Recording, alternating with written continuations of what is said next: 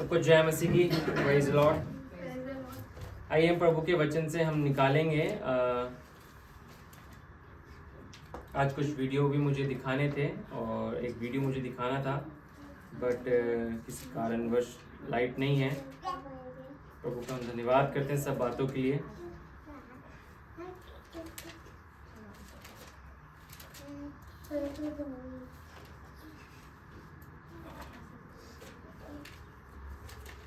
हम मेरे साथ निकाल सकते हैं, यह निकालेंगे। हम यह निकालेंगे और उसका हम 17 हम निकालेंगे।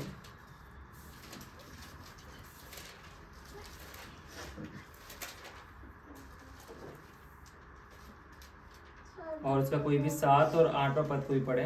यिर्मयाह उसका 17 अध्याय है, उसका 7 और 8वां पद हम पढ़ेंगे। धन्य है वे पुरुष जो यहोवा पर भरोसा रखता है, जिसने परमेश्वर को अपना आधार माना हो। वह उस वृक्ष के समान होगा जो नदी के किनारे लगा हो और उसकी जड़ जल के पास फैली हो। जब धूप होगी तब उसको ना लगेगी, उसके पत्ते हरे रहेंगे और सूखे वर्ष में भी उनके विषय में कुछ चिंता ना होगी, क्योंकि वह सब भी फलता रहेगा। यहाँ पर हम परमेश्वर के वचन में इस बात को हम देख सकते हैं कि धन्य है वे पुरुष जो यहोवा पर भरोसा रखता है, जिसने परमेश्वर को अपना आधार माना हो। वे उस वृक्ष के समान होगा जो नदी के किनारे लगा हो और उसकी जड़ जल के पास फैली हो। जब धूप होगी तब उसको ना लगेगी और उसके पत्ते हरे रहेंगे और सूखे वर्ष में भी उसके विषय में कुछ चिंता ना होगी, क्योंकि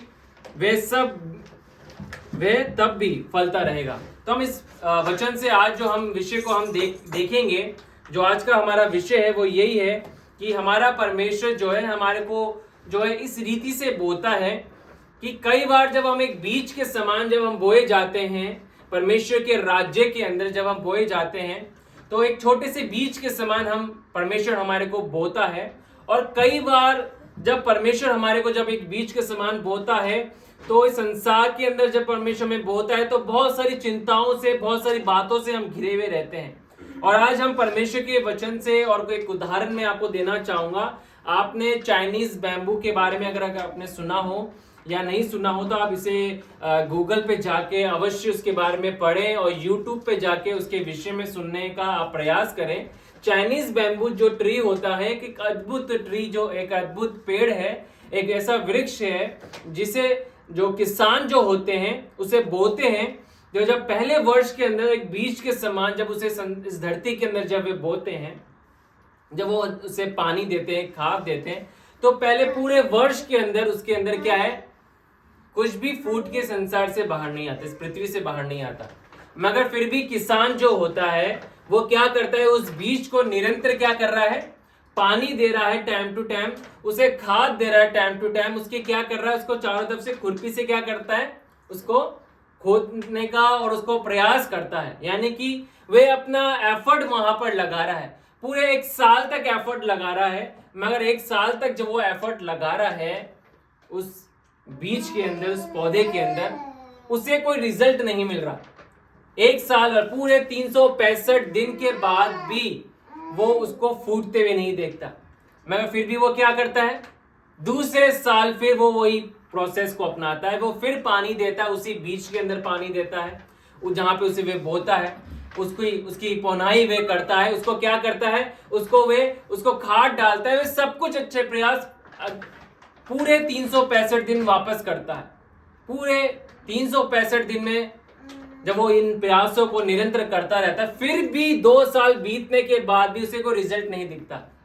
वो पौधा फिर भी नहीं बढ़ता है, फूट के नहीं निकलता इस धरती से। मगर तीसरे साल वो व्यक्ति क्या करता है, वो किसान क्या करता है, फिर वो प्रोसेस को अपनाता है और फिर वो क्या करता है, वो उसे पानी देता है, खाद डालता है, उसकी देखभाल करता है।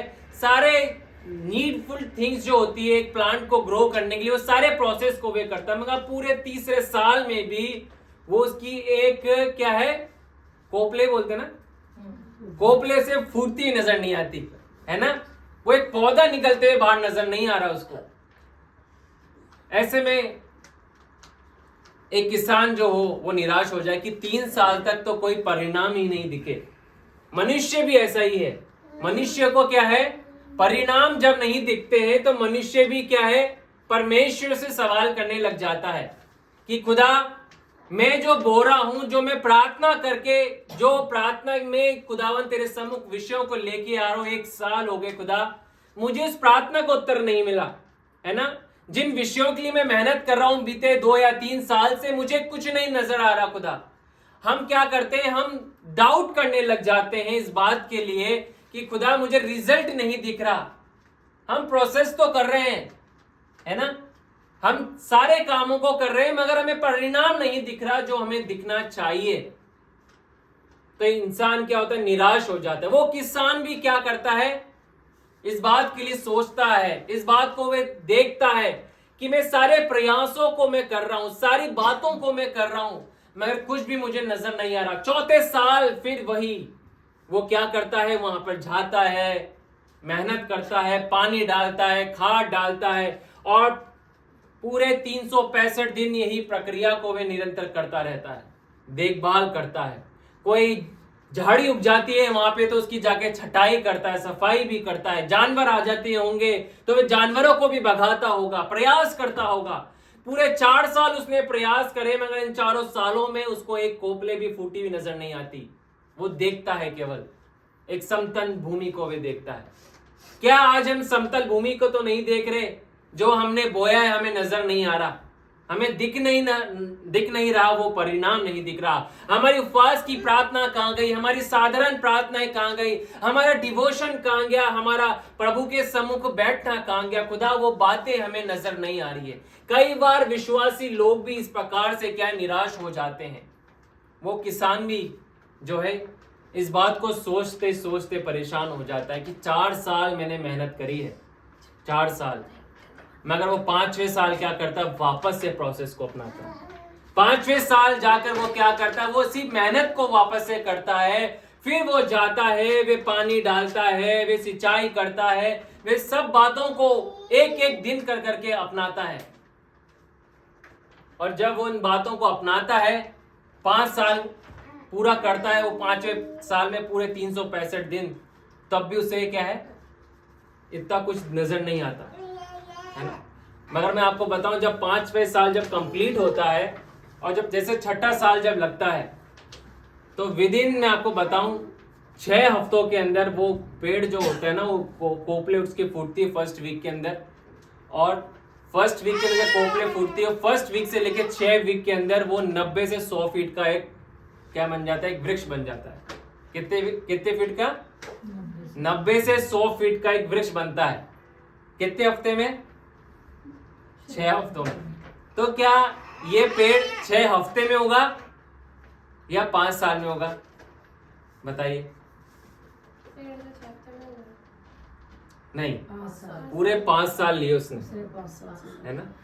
5 साल तक किसान मेहनत कर रहा है, मगर पूरे 5 साल तक वो क्या है, उसको उसकी मेहनत दिख नहीं रही है ना।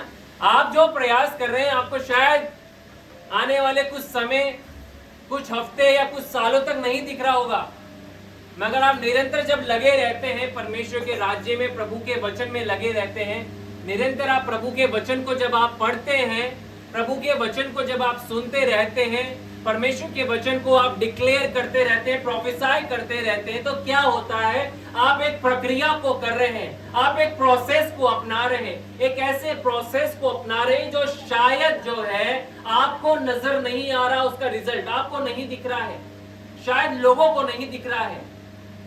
ऐसा ही चाइनीज बैम्बू ट्री के साथ होता है।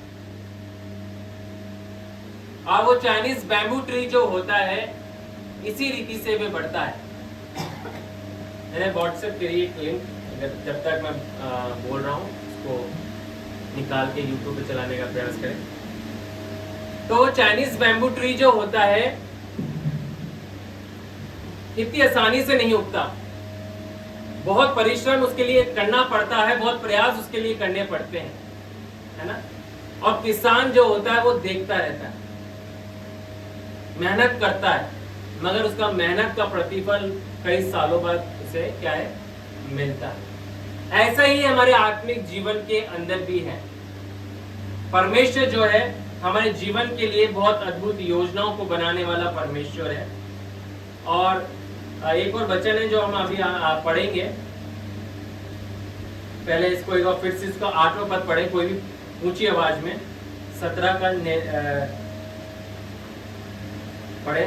वह उस वृक्ष के समान होगा जो नदी के किनारे लगा हो और उसकी जड़ जल के पास फैली हो। जब धूप होगी तब उसको ना लगेगी, उसके पत्ते हरे रहेंगे और सूखे वर्ष में भी उनके विषय में कुछ चिंता ना होगी, क्योंकि वे तब भी फलता रहेगा।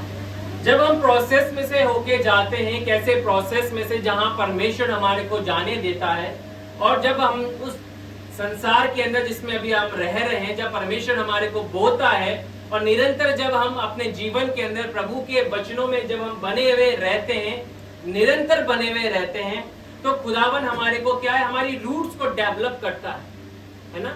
और ऐसे ही चाइनीज बैम्बू ट्री के साथ होता है। वो चाइनीज बैम्बू ट्री जो होता है उसकी रूट्स क्या हो रही है, डेवलप होती है अंदर।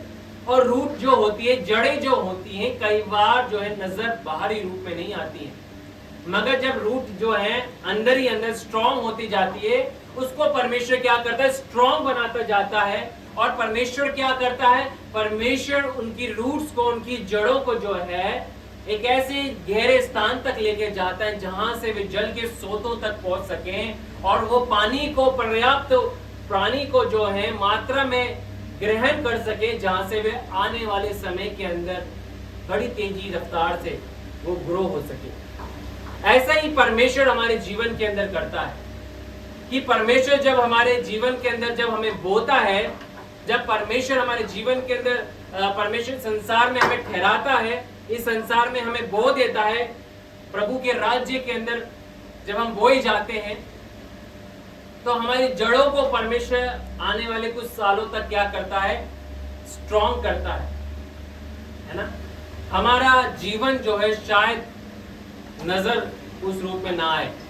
आपको बताऊं, परमेश्वर जो है एक प्रोसेस का परमेश्वर है, और ऐसे ही परमेश्वर ने यीशु मसीह को के जीवन में भी हम देख सकते हैं, उसके पुत्र के जीवन में भी हम देख सकते हैं कि आप इस बात को सोचें, विचारें कि क्यों यीशु मसीह ने 30 साल की उम्र में सेवा को आरंभ किया। ये संसार तो बड़े तकलीफ में था, ये संसार तो बड़े कलेशों के अंदर था, इस संसार में बहुत सारे लोग बीमार थे। ऐसा नहीं है कि यीशु मसीह जब मिनिस्ट्री करने निकले पब्लिकली तभी लोग बीमार थे, मगर बीमारी में लोग तो जब से ही पड़े थे। तो यीशु मसीह उस रूप में क्यों नहीं गए? क्यों उन्होंने 30 साल की उम्र में ही सेवा को आरंभ किया? क्यों उन्होंने 17 साल की उम्र में सेवा को आरंभ नहीं किया? क्यों उन्होंने 12 साल की उम्र में ही सेवा को आरंभ नहीं कर दिया? क्यों उन्होंने 20 साल या 25 साल की उम्र में सेवा को आरंभ नहीं किया? क्यों उन्होंने 30 साल की उम्र में ही क्या है, सेवा को आरंभ किया? अरे उस समय भी तो लोगों को जरूरत थी, वचन की जरूरत थी, उद्धार की जरूरत थी। इन 30 सालों के अंदर बहुत सारे लोग जो हैं, जिन्होंने जन्म लिया होगा, जो बुजुर्ग लोग हुए होंगे, बहुत सारे लोग चल दिए होंगे, है ना। ऐसा तो नहीं है इन 30 सालों के अंदर किसी की मृत्यु नहीं हुई होगी। तो यीशु मसीह ने क्यों अब इंतजार किया? ये सवाल है, इसको हमें सोचना है कि परमेश्वर जो है इंतजार करता है हमारे जीवन के अंदर। आज प्रभु हमारे जीवन के लिए भी इंतजार करता है, हमारे को डेवलप करता है, हमारे को फेथ में बढ़ाता है, एक प्रोसेस में से प्रभु हमारे को लेके जाता है। आइए पढ़े एक और वचन निकालें, कोई भी नए नियम से हम निकालेंगे। इब्रानियों का 4था अध्याय निकालें और उसका कोई 15वां पद पढ़े। इब्रानियों 4था अध्याय और उसका कोई भी 15वां पद पढ़े। क्योंकि हमारा ऐसा महायाजक नहीं जो हमारी निर्बलता में हमारे साथ दुखी ना हो सके, वरन ऐसा बातों में हमारी की न्याय रखा तो गया तो भी निष्पाप नहीं। अब यहाँ पर जो है यीशु मसीह ने 30 साल सेवा इसलिए नहीं करी क्योंकि 30 साल तक यीशु मसीह जो है इस वचन की कसौटी पे यीशु मसीह को परमेश्वर पिता ने कसा। और आज भी परमेश्वर हमारे को वचन की कसौटी पे कई बार क्या है, हमें कसता है। कैसे कसता है? प्रभु हमारे को एक प्रोसेस में से लेके जाता है। यीशु मसीह को भी जाना पड़ा। क्या जाना पड़ा? क्योंकि हमारा ऐसा महायाजक नहीं जो हमारी निर्बलताओं में हमारे साथ दुखी ना हो सके, वरन वे सब बातों में हमारे समान परखा तो गया तो भी निष्पाप निकला। 30 साल की उम्र तक यीशु मसीह बहुत सारी बातों में से होके गए, बहुत सारी जिम्मेदारियों को उन्होंने निभाया, अपनाया, अपने रोल को किया उन्होंने पूरा।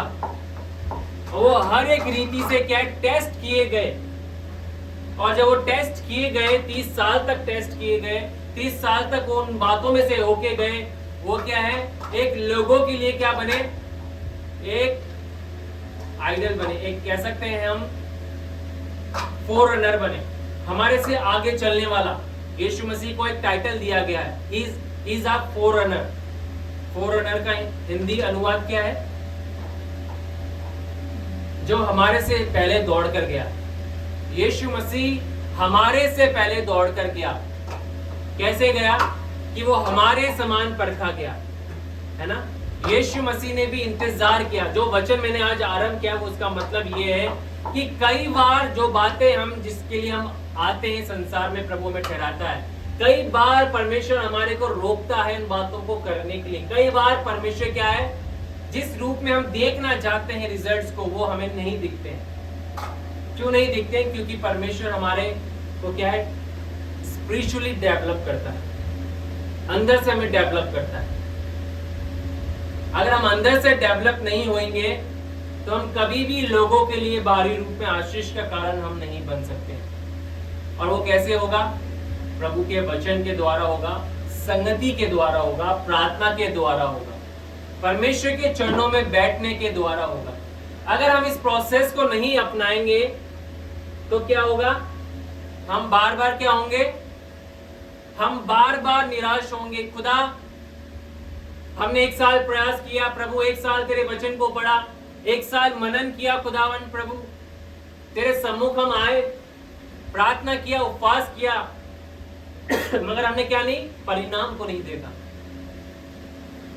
मैं आपको बताना चाहता हूं, बहुत सारे लोग जो हैं बाइबल कॉलेज जाके आते हैं, बहुत सारे लोग जाते हैं, मगर बहुत थोड़े जो हैं सेवा के अंदर टिक पाते हैं। क्यों? मैं ऐसे बहुत सारे लोगों को व्यक्तिगत रूप में भी जानता हूं, और ऐसे बहुत सारे लोग जो हैं जिनके बारे में मैंने सुना है, जो करके तो आए बाइबल कॉलेज, मगर क्या हुआ? प्रभु की सेवा के लिए तो आए थे, मगर सेवा में बने नहीं रहे। क्यों नहीं बने रहे? क्योंकि नहीं, परिणाम नहीं दिखा।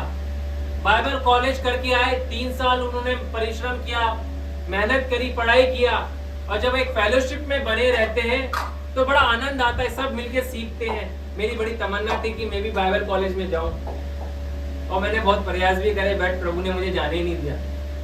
पता नहीं क्यों नहीं जाने दिया। मैंने 2 जगह फॉर्म भी भर दिए, मैंने प्रयास किया कि है ना मैं ऑनलाइन कोर्स भी करूं, पर वो भी नहीं हो पाया। मुझे नहीं पता कि क्यों नहीं हो पाया। मैंने कम से कम 3 से 4 बार प्रयास करे। मैंने शादी से पहले मैं 3 बार प्रयास कर चुका हूँ कि मैं जाके बाइबल कॉलेज करूं, बट नहीं हो पाया। मैं ये नहीं कह रहा कि जो जाते हैं वो गलत करते हैं, बट मैं जो बताना चाहता हूँ ये कि परमेश्वर हमारे को एक प्रोसेस में से लेके जाता है, और उस प्रोसेस के अंदर क्या होता है, जब हम रिजल्ट्स को नहीं देखते ना, तो हम क्या अपने जीवन के अंदर क्या है, हम उम्मीद को खो देते हैं। अभी हमने क्या गीत को गाया, उम्मीद से संबंधित एक सेंटेंस को हमने अभी गाया था। वो ही हमारी उम्मीद है, जिसके द्वारा हमारी उम्मीद क्या है, जागृत होती है, एक बार फिर से रिस्टोर होती है हमारी आशा, हमारा विश्वास, हमारा समर्पण। और जैसे ही लोग जाते हैं बाइबल कॉलेज के, निकल के आ जाते हैं, तो क्या होता है, ये संसार की चिंताएं, बहुत सारे प्रलोभन, बहुत सारी बातें, संसार का फेम क्या होता है, लोगों को आकर्षित करता है, और बहुत सारे लोग क्या हैं, छोड़ के चले जाते हैं, संसार में लिप्त हो जाते हैं। पौलुस भी अपनी पत्रियों के अंदर जो है, लेटर्स के अंदर लिखता है ऐसे लोगों के लिए, बोलता है ऐसे लोगों के लिए। क्या बोलता है? कि उसने संसार को क्या है, प्रिय जान लिया। एक समय वे अच्छे रीति से दौड़ रहा था, सेवा कर रहा था, परमेश्वर के पीछे चल रहा था, मगर पौलुस लिखता है कि अब उसने संसार को क्या है, प्रिय जान लिया, संसार के पीछे वे हो लिया, संसार के उसने क्या, संसार को उसने ग्रहण कर लिया। क्यों? क्योंकि रिजल्ट्स नहीं दिखते। अरे जैसा हम चाहते हैं वैसा हमें कुछ नजर नहीं आ रहा। परमेश्वर सब कुछ छोड़ के आए मगर हमें कुछ दिख नहीं रहा। मगर क्या है, हमें कैसा बनना है?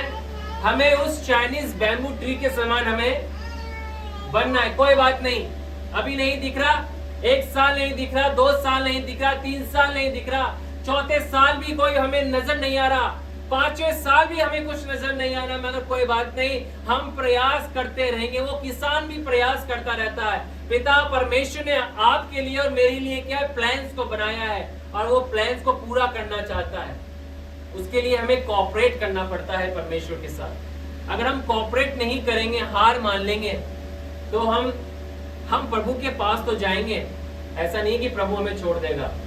मगर जब परमेश्वर अपने राज्य में अपनी योजनाएं बताएगा ना कि देख मैंने तेरे लिए तो ये योजना रखी थी, बट क्या हुआ, तुमने उसे छोड़ दिया, बीच रास्ते के अंदर छोड़ दिया। जब तुम्हारे पर परेशानी आई तुम पीछे हट गए, है ना? तो यही जीवन की एक सच्चाई है जो परमेश्वर अपने वचन के द्वारा हमें मोटिवेट करता है, इंकरेज करता है कि हम परमेश्वर में निरंतर क्या है, बने रहें। कोई बात नहीं अगर हमें अभी दिख नहीं रहा, कोई बात नहीं अगर हमें प्रार्थना को तो हमें नजर नहीं आ रहा, कोई बात नहीं हमें वो रिजल्ट्स अभी समझ में नहीं आ रहे कि खुदा वो रिजल्ट्स कब आएंगे, कब हमें कुछ परिणाम दिखेगा। कई ऐसे लोग हैं जो प्रार्थना कराते हैं। बीते कुछ समय पहले हम सब जो है, मम्मी पापा, मैं जो है, मामी भी जो है, हम जो एक जगह हम प्रार्थना करने गए थे सांगानेर के अंदर। प्रार्थना हमने करी, हमने कलीसिया में भी प्रार्थना करी, बहुत सारे लोगों ने भी प्रार्थना करी, मगर क्या हुआ, लोगों को रिजल्ट्स चाहिए। वो एक ही चीज बार बार बोलती थी वो फैमिली में कि मुझे रिजल्ट्स नहीं दिख रहा, कब होगा मेरे लिए। औरों के लिए तो तुरंत हो जाता है। मैंने कई ऐसी गवाही यूट्यूब पे देखी जहाँ पादरी साहब ने प्रार्थना करी और तुरंत हील हुए हो गए, बट मैं क्यों नहीं हुई? मैं तो और दूसरे चर्चेज में भी जाके आ गई, वहां पे भी मुझे नहीं मिली। बहुत सारी जगह जाके आई, मेरे को चंगाई नहीं मिली, मेरे लिए क्यों नहीं हुआ? मैं इनको एक ही चीज समझाता था, सिस्टर क्या पता, चंगाई तो प्रभु देगा ही देगा, मगर चंगाई से बढ़कर हो सकता है प्रभु के लिए के पास आपके लिए एक अद्भुत योजना हो, उसकी ओर देखें।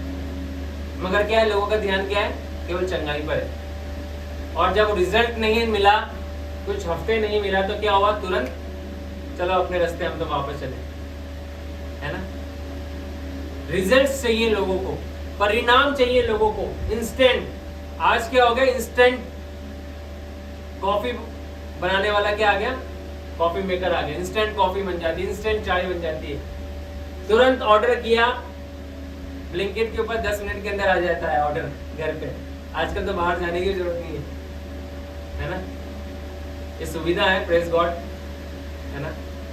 ये सारी सुविधा है, मगर क्या इंस्टेंट हमें चाहिए सब बातें। तो क्या हुआ, चमत्कार भी लोगों को इंस्टेंट चाहिए, विश्वास में बढ़ना भी लोगों को इंस्टेंट चाहिए, परिणाम भी, रिजल्ट भी लोगों को इंस्टेंट चाहिए कि तुरंत हमारे जीवन के अंदर परमेश्वर क्या है, चिन्ह चमत्कार को कर दे, तुरंत परमेश्वर हमारे को ऊंचाइयों पे लेके चले जाए।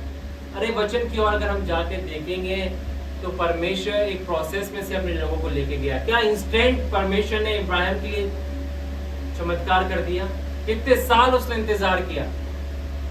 25 साल उसने इंतजार किया, एक बेटे के लिए, एक बच्चे के लिए, अपनी प्रतिज्ञा के लिए। यूसुफ ने कितने साल इंतजार किया? 12 से 13 साल उसने इंतजार किया। दाऊद ने कितने साल इंतजार किया? दाऊद का अभिषेक तो परमेश्वर ने पहले ही कर दिया था, मगर उसको राज्य के रूप में, राजा के रूप में उसकी प्रजा ने कई सालों बाद जाके स्वीकारा। प्रभु उसे पब्लिकली एक किंगली रूप के अंदर जो है कम से कम 12 से 13 साल बाद लेके आया। ऐसे कई सारे उदाहरण हम देख सकते हैं जहां हम प्रभु के वचन में लोगों को देखेंगे कि इंस्टेंटली कई बार परिणाम हमें नहीं दिखते हैं। और जब परमेश्वर इंस्टेंटली नहीं करता है ना, तो कुछ बड़ा परमेश्वर करने को जाने वाला होता है। हालेलुया। तो कुछ बड़ा आपके जीवन के अंदर परमेश्वर कुछ बड़ा करने को जाने वाला है। मैं प्रभु की सेवक की गवाही सुन रहा था और उस बात को कह रहे थे कि स्टार्टिंग के कुछ साल जो थे उनके लिए बहुत टफ रहे और वो बहुत कर्जों के अंदर थे और बहुत तकलीफ में थे। लोग उनको आके धमकाते थे, उनको डराते थे और जब इतने दब गए, कर्जों से इतने दब गए, क्योंकि जब वो फुल टाइम मिनिस्ट्री में अपनी अच्छी वेल सेटल जॉब को छोड़ के आए थे तो उनके ऊपर लोन चल रहे थे। जब वो प्रभु की सेवा में आए तो बड़े प्रेशर में होके वे आए। उनकी वाइफ और उन्होंने बहुत स्ट्रगल किया। उन्होंने बोला कि हमने 3 से 5 साल तो बहुत स्ट्रगल किया, मगर उन्होंने क्या किया? उम्मीद नहीं छोड़ी। खुदा जिस राज्य में तूने, जिस कार्य के लिए तूने इस संसार में हमें बोया है, हम बने रहेंगे। हालेलुया। हमें क्या है? बने रहना है। बोले मैं बने रहूंगा। इस संसार में मैं परमेश्वर के वचनों में बना रहूंगा, मैं परमेश्वर की संगति में बना रहूंगा, मैं परमेश्वर के सम्मुख जो है निरंतर प्रार्थना में बना रहूंगा। मैं चलते फिरते परमेश्वर के वचनों को अपने जीवन के लिए, अपने वर्तमान के लिए, अपने भविष्य के लिए, अपने परिवार के लिए क्या है? भविष्यवाणी करता रहूंगा, प्रोफेसाय मैं करता रहूंगा। उठते बैठते मैं अपने जीवन के ऊपर अपनी प्रतिज्ञा को क्या है? अंगीकार में करता रहूंगा। और हम जब अंगीकार निरंतर करते रहेंगे, निरंतर परमेश्वर में हम बने रहेंगे, निरंतर हम परमेश्वर में लगे रहेंगे, निरंतर हम प्रभु के पीछे चलते रहेंगे, प्रयास करते रहेंगे, तो एक दिन क्या है? परमेश्वर उस चाइनीज बैम्बू ट्री के समान क्या है? हमें वो देगा। एक वचन हम पढ़ें, देखिए अभी हमने यिर्मयाह का 17 अध्याय हमने पढ़ा। एक और वचन इसके अंदर दे रखा है, हम देखेंगे स्क्रीन के ऊपर। यशायाह निकाले 43, यशायाह 43 हम निकालेंगे और उसका कोई भी वचन पढ़े, 19वां पद पढ़े। देखो मैं कई बात कहता हूँ, वह अभी प्रकट होगी, क्या तुम उससे अनजान रहोगे? मैं जंगल में एक मार्ग बनाऊंगा और निर्जल देश में नदियाँ बहाऊंगा। अब परमेश्वर जो है ऐसी बातों को बोलने वाला परमेश्वर है जो हमारे लिए असंभव है, और जो असंभव सी दिखने वाली जो बातें होती हैं, जो नजर नहीं आती हैं और जो शायद मनुष्य अपनी क्षमता से उन्हें नहीं कर सकता, प्रभु ऐसी बातों को बोलता है। प्रभु क्या कह रहा है? देखो मैं एक नई बात करता हूं, वह अभी प्रकट होगी, क्या तुम उससे अनजान रहोगे? मैं जंगल में एक मार्ग बनाऊंगा और निर्जल देश में नदियां बहाऊंगा। परमेश्वर जो है निर्जल देश के अंदर जहां जल नहीं है, प्रभु क्या कहता है? मैं नदियां को वहां पर क्या है? बहा दूंगा, मैं मार्ग को बनाऊंगा।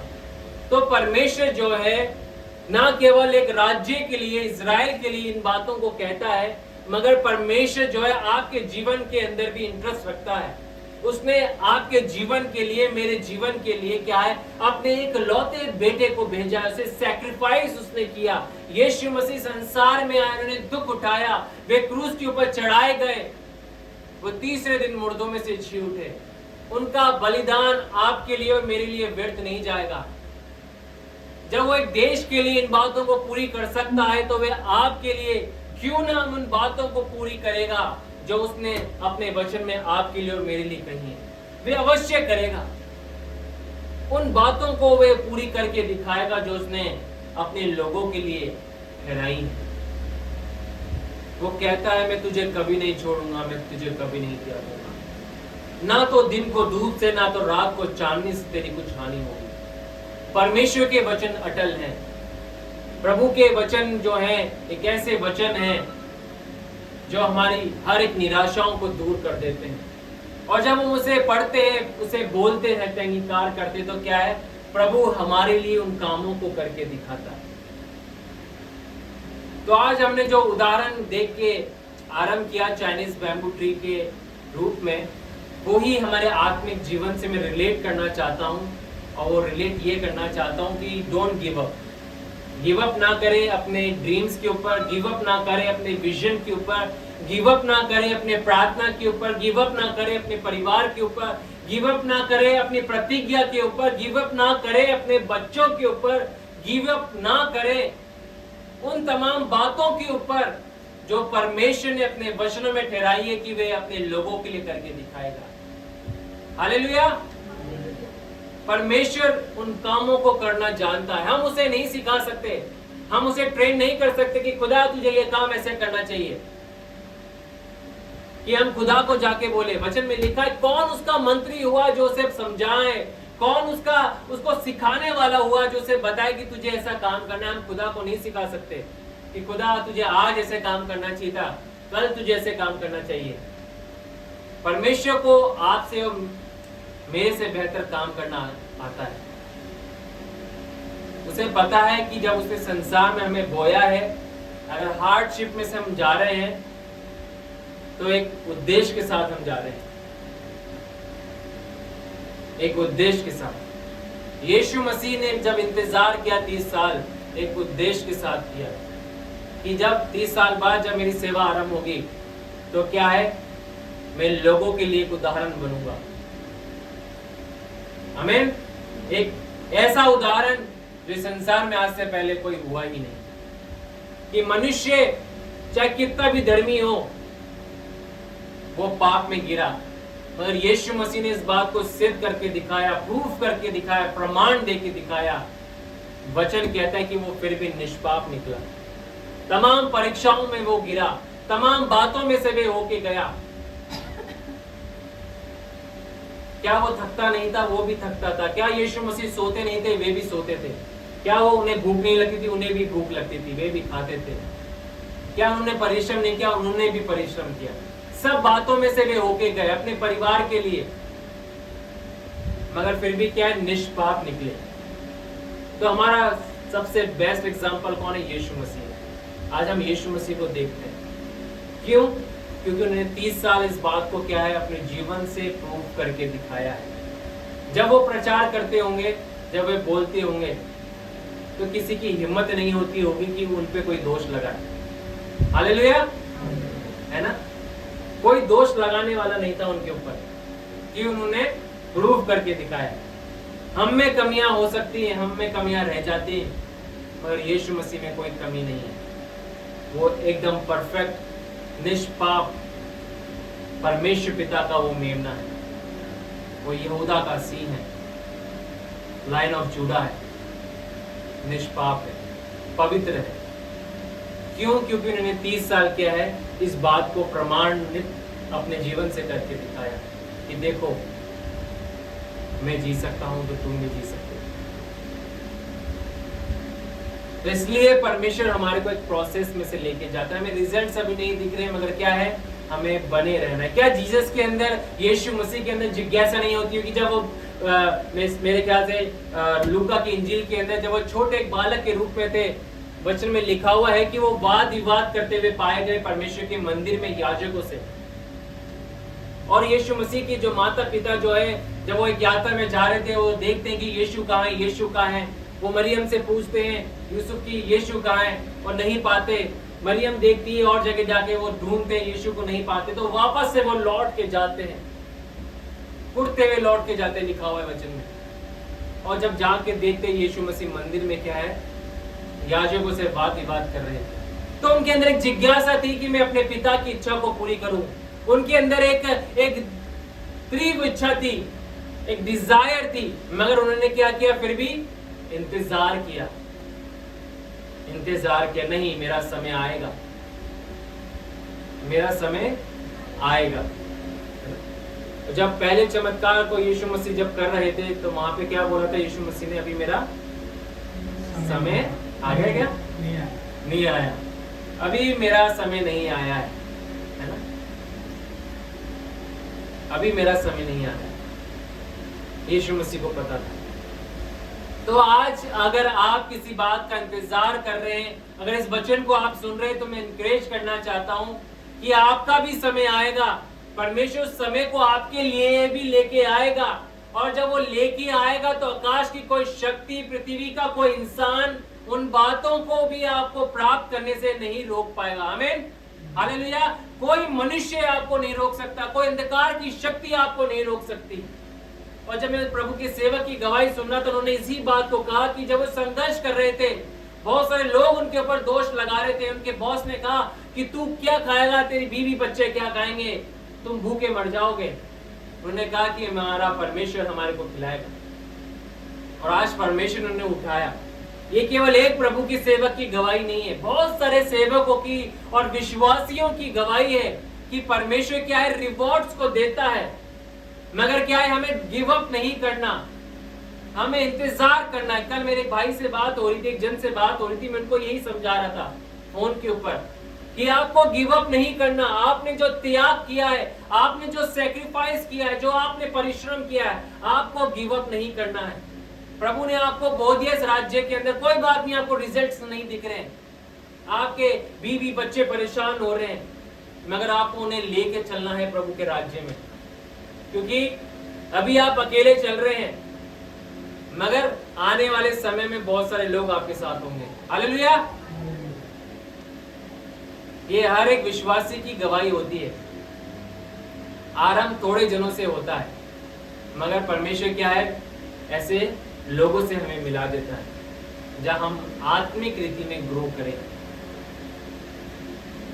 वापस से हम यिर्मयाह पे आएंगे, उसका 17वें अध्याय पे आएंगे और उसके 8वें पद को हम पढ़ेंगे, दोबारा से पढ़ेंगे। यहाँ पे लिखा हुआ है, वे उस वृक्ष के समान होगा जो नदी के किनारे लगा हो, उसकी जड़ जल के पास फैली हो, जब धूप होगी तब उसको लगेगी नहीं। ऐसा ही होगा, आप रूट हैं, जड़ हैं, और नीचे इस पृथ्वी में जब आप बोए जा रहे हैं, ऊपर आप अपनी उस रीति से बढ़ नहीं पा रहे, मगर क्या है, आपकी जड़ें कहाँ पहुंच रही हैं, जल की धाराओं तक पहुंच रही हैं। और जब आप बढ़ेंगे ना, तो इस रफ्तार से प्रभु आपको बढ़ाएगा, कोई इमेजिन भी नहीं कर सकता। मगर इस संसार के अंदर जब विपत्तियां आती है, परेशानी आती है, बहुत सारे लोग निराश हो जाएंगे, हताश हो जाएंगे, झुक जाएंगे, परेशान हो जाएंगे, मगर जिनकी जड़ें प्रभु तक पहुंची हुई हैं, वो कभी भी क्या है, निराश नहीं होंगे, हताश नहीं होंगे, वे लहराते रहेंगे अपने फलों के साथ। आमीन, हालेलुया। क्यों लहराते रहेंगे? क्योंकि उनकी जड़ें उन सालों के अंदर क्या है, जल की धाराओं तक पहुंची है। और यही तो इनके लिखा हुआ है, वे उस वृक्ष के समान होगा जो नदी के किनारे लगा हो और उसकी जड़ जल के पास फैली हो, जब धूप होगी तब उसको ना लगेगी, उसके पत्ते हरे रहेंगे और सूखे वर्ष में भी उसके विषय में कुछ चिंता ना होगी। अपने लिए बोले, सूखे वर्षों में भी, जहाँ इस पृथ्वी के अंदर अकाल पड़े, जहाँ इस पृथ्वी के अंदर तबाहियां आए, हाकार मच जाए, हम चिंतित नहीं होंगे। हालेलुया। मेरा घराना चिंतित नहीं होगा कि कौन हमें खिलाएगा, कहां से हम हमारे बच्चों की परवरिश करेंगे। वो किस वृक्ष के समान होगा? जिसके पत्ते सूखे वर्षों में भी क्या है, हरे रहेंगे। बोले, सूखे वर्षों में भी मैं लहराते रहूंगा। क्यों लहराएंगे? क्योंकि परमेश्वर इन सालों के अंदर आपको कहां लेके जा रहा है, वो जल की धाराओं के पास लेके जा रहा है, आपकी जड़ों को स्ट्रॉन्ग कर रहा है। कई बार मनुष्य होने के नाते हम फ्रस्ट्रेट हो जाते हैं। मैं भी कहता हूं इस बात को यहाँ से खड़े होके, मैं भी कई बार फ्रस्ट्रेट होता हूं इस बात के लिए, मगर जब मैं प्रभु के वचन के पास लौट के आता हूं, मैं अपने आप को रिफ्रेश इस बात से पाता हूं कि खुदा ही है जो हमारी जड़ों को का है जल तक लेके जाएगा और वो ही हमें बढ़ाएगा। कोई मनुष्य हमारे लिए नहीं करेगा, परमेश्वर हमारे लिए करेगा। प्रभु हमें बढ़ाएगा, और चाहे संसार में कैसी भी बातें क्यों ना दिखे आने वाले समय में, आने वाला समय बहुत भयानक समय है इस संसार के लिए, मगर हमारे लिए नहीं होगा। आमीन। क्योंकि दानियल नबी की किताब में क्या लिखा है, अंत के समय में, कि परमेश्वर के लोग अंत के समय में हियाव बांध कर बड़े काम करेंगे।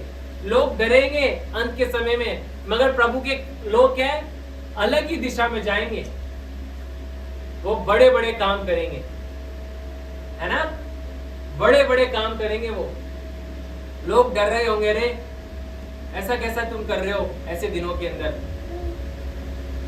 कोविड के अंदर तो कोई निकल नहीं रहा, आप कैसे निकल रहे थे, है ना। ऐसे बहुत सारे लोगों की गवाहियां हैं। जिन लोगों ने ऐसे समय में अपनी सेवाएं दी, प्रभु ने उनकी सुरक्षा करी, लोगों ने उनके लिए गवाही दी। अरे यार, ये कैसे लोग हैं। कई समय पहले प्रभु के एक सेवक की मैं गवाही को मैं पढ़ रहा था, और कई सालों पहले उनके साथ ऐसा हुआ कि वो एक ऐसे देश के अंदर गए थे, 18th सेंचुरी की ये बात है, जहाँ पे मरी फैल रही थी, और इस भयानक रूप से मरी फैल रही थी कि हर एक एज कैटेगरी के लोग मर रहे थे। लाशें लोग जो हैं टोंगों चलते थे ना, घोड़ों के पीछे वो लेके जाते थे और वो लगा देते, मतलब उस पर लक रख के लाशों को लेके जा रहे थे, गड्ढों के अंदर गाड़ रहे थे। इतनी भारी संख्या में लोग मर रहे थे, मगर प्रभु का एक सेवक जो है वो आराम से घूम रहा था, लोगों के पास जाके प्रार्थना कर रहा था और लोग ठीक हो रहे थे। एक डॉक्टरों की टीम आई कि आप ऐसे कैसे घूम रहे हैं, आपको कुछ हो नहीं रहा, हम आपका ब्लड टेस्ट करना चाहते हैं, आपका ब्लड सैंपल लेना चाहते हैं। कि सबको तो ये महामारी हो रही, महामारी से लोग मर रहे हैं, ग्रसित हो रहे, लोग बीमार पड़ रहे हैं, मगर आप क्यों नहीं हो रहे? क्या कारण है कि आप बीमार नहीं पड़ रहे? तो टीम आई मास्क वास्क पहन के पूरी किट के साथ, और उन्होंने क्या किया, उनका एक ब्लड सैंपल लिया, और ब्लड सैंपल लेके लैब के अंदर गए और उस वायरस को उनके ब्लड सैंपल के अंदर मिलाया। और जब उस वायरस को मिलाया ना, तो जैसे ही वो कांटेक्ट में आ रहा था वो वायरस उनके ब्लड से, वो तुरंत वायरस मर रहा था। ये बहुत प्रैक्टिकल गवाही है, आप इसको YouTube पे जाके भी सुन सकते हैं। और वो देख रहे थे कि यार उन्होंने 3-4 बार वायरस को डाला उनके ब्लड में, तीनों चारों बार वो वायरस उनके ब्लड से कांटेक्ट में आते ही क्या हुआ, मर गया। और वो हैरान हो गए कि यार इनके ब्लड में ऐसा क्या है यार। वो दौड़े चले गए डॉक्टर की टीम कि यार आपके ब्लड में ऐसा क्या है, ऐसी कौन सी आपने वैक्सीन ली है या डोज खाई है, मेडिसिन ली है कि आपके ब्लड के अंदर एक चीज को हम देखते हैं, ऊर्जा को हम देख रहे हैं, जिसके द्वारा क्या हो रहा है, ये वायरस मर रहा है। उन्होंने कहा कि मेरे अंदर यीशु का लहू है। हालेलुया। ये है परमेश्वर की सामर्थ। क्यों? क्योंकि बहुत सालों से उन्होंने क्या किया, जब वो मेहनत कर रहे थे, प्रभु के सम्मुख आ रहे थे, प्रार्थना कर रहे थे, उनकी जड़ें जो हैं कहाँ जा रही थी, प्रभु तक पहुंच रही थी। इसलिए मैंने कहा कि अंत के समय में क्या है, लोग याव मांग कर बड़े बड़े काम करेंगे। क्यों करेंगे? क्योंकि उनका भरोसा क्या है, परमेश्वर होगा। वो अलग ही रीति से दिखेंगे। प्रभु के वचन में लिखा है कि वो तारों के समान दिखेंगे। प्रभु ऐसा बनाएगा, आपको भी बनाएगा, मुझे भी बनाएगा, अपने हर एक कलीसिया के लोगों को बनाएगा, अपनी दुल्हन को ऐसा बनाएगा कि वो अलग ही नजर आएगी। क्योंकि वो इस संसार में बोए गए हैं। और आपको गिव अप नहीं करना है, अपने आत्मिक जीवन के लिए आपको गिव अप नहीं करना, अपने ड्रीम्स के लिए आपको गिव अप नहीं करना। मैं बार बार इस बात को बोलूंगा, डोंट गिव अप, हार ना माने। कोई बात नहीं अगर आप कमजोर पड़ जाते हैं, कोई बात नहीं अगर आप अपने धैर्य को खो देते हैं, कोई बात नहीं अगर आप किसी बात में फ्रस्ट्रेट हो जाते हैं, खुदा के पास लौट के आए और खुदा से कहे, खुदा मुझे फिर से रिस्टोर कर प्रभु, तो परमेश्वर आपको फिर से रिस्टोर करेगा, आपको नई ऊर्जा, नई सामर्थ्य, नया बल देगा। इसलिए तो वचन में लिखा है, जो परमेश्वर के सम्मुख आते, यशाया में लिखा है, जो खुदा के पास आते, सेनाओं के यहोवा के पास आते हैं, वे एक नया बल प्राप्त करते जाएंगे। क्यों? क्योंकि वो प्रभु के पास आ रहे हैं। हमें निरंतर परमेश्वर के पास आने की जरूरत है कि हम नया बल प्राप्त करें, तभी हम जो है चल पाएंगे, दौड़ पाएंगे और रुकावटों के समान उड़ पाएंगे। और उस चाइनीज बैम्बू ट्री के समान क्या है, प्रभु हमें एक दिन क्या है, ग्रो करेगा। हालेलुया। आइए हम प्रार्थना करेंगे, फिर उसके बाद हम ऑफरिंग सॉन्ग में जाएंगे। प्रभु हम आपका धन्यवाद करते हैं, हम आपकी स्तुति, प्रशंसा, हम आपकी बड़ाई करते हैं आज के समय के इस वचन के लिए। पिता आपने हमारे को दिया प्रभु जी, आप हमारी सहायता, हमारी मदद करें, अनुग्रह दे, हमारी अगुवाई करें कि खुदावन जो आज हमने वचन से सीखा प्रभु जी, चाइनीज बैम्बू ट्री के द्वारा, प्रभु आपके वचन के द्वारा, कि किस रीति से प्रभु जी इस संसार में आपने उस वृक्ष को, उस पेड़ को आपने ठहराया प्रभु जी। कई साल तक उसका परिणाम प्रभु से दिखता नहीं है उस किसान को, जब उसे उस संसार में बोता है प्रभु, उसकी ग्रोथ नहीं दिखती कई बार हमें हमारी प्रार्थना को उत्तर नहीं दिखता, कई बार हम जैसा देखना चाहते हैं हमें नहीं दिखता प्रभु, मगर हम गिव अप नहीं करेंगे प्रभु, हम निरंतर दौड़ते रहेंगे, पीछा करते रहेंगे। और खुदावन चाहे कितनी बार गिर भी जाए मगर उठ के खड़े होंगे इस बात के लिए कि खुदा जो बातें तूने हमें ठहराई है तो हमारे लिए पूरा करके दिखाए। हाँ प्रभु, हम धन्यवाद करते हैं। कई बार हम कमजोर पड़ जाते हैं प्रभु, कई बार हम हताश हो जाते हैं, निराश हो जाते हैं, परेशान हो जाते हैं, मगर हम जब आपके पास लौट के आते हैं हम एक नई बल को, एक नई सामर्थ्य और शक्ति को प्राप्त करते हैं जो हमें चलना सिखाती है प्रभु, हमें दौड़ना सिखाती है और हमें उड़ना सिखाती है। आप दया करें, अनुग्रह दे प्रभु, हमें धैर्य दे प्रभु, हमारी सहायता करें और अनुग्रह प्रदान करें, ताकि प्रभु हम उन बातों को आपके वचन के आधार पर अपने जीवन के अंदर देखने वाले हो सके, तेरे लोग देखने वाले हो सके। धन्यवाद के साथ प्रार्थना को मांगते हैं यीशु के नाम से, आमीन।